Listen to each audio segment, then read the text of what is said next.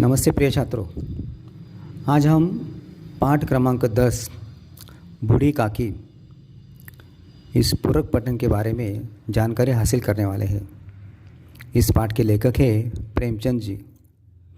प्रस्तुत कहानी के माध्यम से प्रेमचंद जी ने समाज में व्याप्त वादा खिलाफी, वृद्धों के प्रति तिरस्कार की भावना पर जोरदार प्रहार किया है। यह कहानी के कहानीकार बुजुर्गजनों के मन का मनोवैज्ञानिक विश्लेषण करते हुए उनके प्रति आदर भाव रखने हेतु प्रेरित किया है।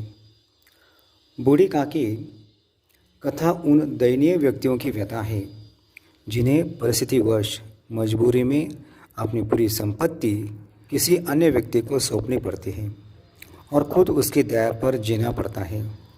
बूढ़ी काकी अपने पति और जवान बेटों की मृत्यु के पश्चात अपने एकमात्र भतीजे बुद्धिराम के वादों पर विश्वास करके अपनी सारी संपत्ति उसके नाम लिख देती है। लेकिन थोड़े ही दिनों के बाद ऐसी स्थिति हो जाती है कि उसे पेट भर भोजन मिलना भी मुश्किल हो जाता है। एक बार तो बूढ़ी काकी के जीवन में ऐसी घटना घटती है जिसके बारे में जानकर दिल दहल उठता है। बुद्धिराम के बेटे के तिलक समारोह में सभी मेहमान और घर के सभी लोग भोजन कर सोने चले जाते हैं, पर बूढ़ी काकी को खाने के लिए कोई नहीं पूछता।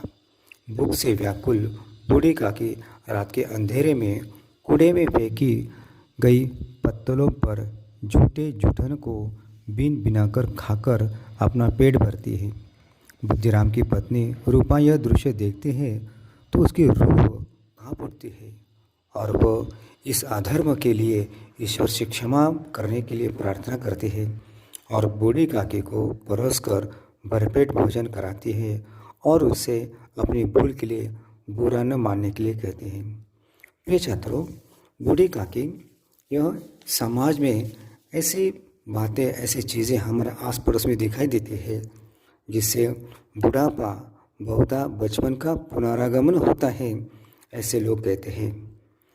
इसलिए कहना पड़ता है बुढ़ापा बचपन का ही एक रूप है। वृद्धावस्था में मनुष्य की हरकतें बच्चों जैसी हो जाती है। इस अवस्था में मनुष्य के अंग प्रत्यंग कमज़ोर हो जाते हैं और उन्हें बच्चों की तरह दूसरों का सहारा लेना पड़ता है।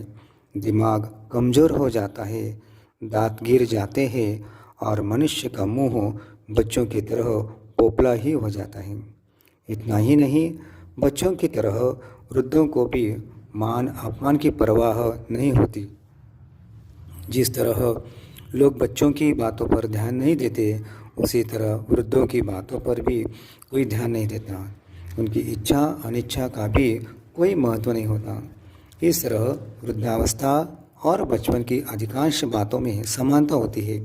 इसलिए कहा जाता है कि बुढ़ापा बहुधा बचपन का पुनरागमन होता है। इसके बाद प्रिय छात्रों, हम देखते हैं कि बुढ़ापा जो होता है, बुढ़ापा तृष्णा रोग का अंतिम समय है। मतलब मनुष्य के जीवन में 4 अवस्थाएं होती है: बचपन, किशोरावस्था, युवावस्था और बुढ़ापा।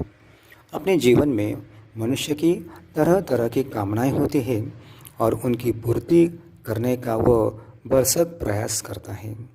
बचपन से लेकर युवावस्था तक मनुष्य को अपनी कामनाओं की जल्द से जल्द पूरी होने की उतनी चिंता नहीं रहती जितनी बुढ़ापे में। वृद्धावस्था में मनुष्य के जीवन के गिने चुने वर्ष ही बचे होते हैं।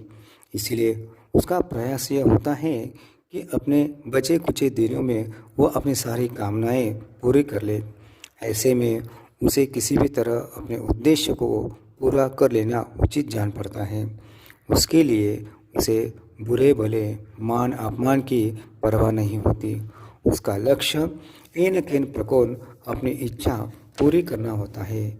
इस प्रकार बुढ़ापा तृष्णा रोग का अंतिम समय है ना। इसी तरह से जो बुज़ुर्ग लोग होते हैं, वे बुज़ुर्ग लोग आदर सम्मान के पात्र है, दया के नहीं। इस वाक्य को ध्यान रखना है प्यारे छात्रों। बुज़ुर्ग आदर सम्मान के पात्र हैं, दया के नहीं। हमें यह बात याद रखनी चाहिए कि आज जो व्यक्ति बुजुर्ग है वह हमेशा बूढ़ा और असहाय नहीं रहता। वही भी पहले युवा था। उसने अपने परिवार का पालन पोषण और उसकी देखरेख की थी। उसने तरह तरह की समस्याओं का सामना किया था और उन्हें अपने तरीके से हल किया था। उसे जीवन जीने का अनुभव है। लेकिन वृद्ध हो जाने पर किसी किसी परिवार में बुजुर्ग को किनारे कर दिया जाता है। उनकी सलाह या सुझाव को कोई महत्व नहीं दिया जाता। इस तरह के व्यवहार से बुजुर्ग को अपने सम्मान पर ठेस लगती महसूस होती है।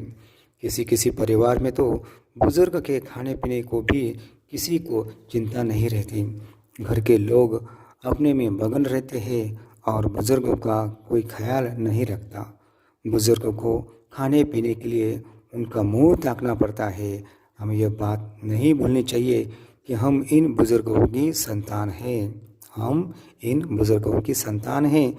उनको पर्याप्त सम्मान देना और उनकी हर प्रकार से देखरेख करना हमारा फ़र्ज़ है। बुजुर्गों की प्रसन्नता और उनके आशीर्वाद से ही परिवार फूलता फलता और खुशहाल रहता है। इसीलिए बुजुर्ग को हमें सदा आदर सम्मान देना चाहिए और उनकी देखरेख करनी चाहिए। यही इस पाठ की सीख है। Okay, thank you.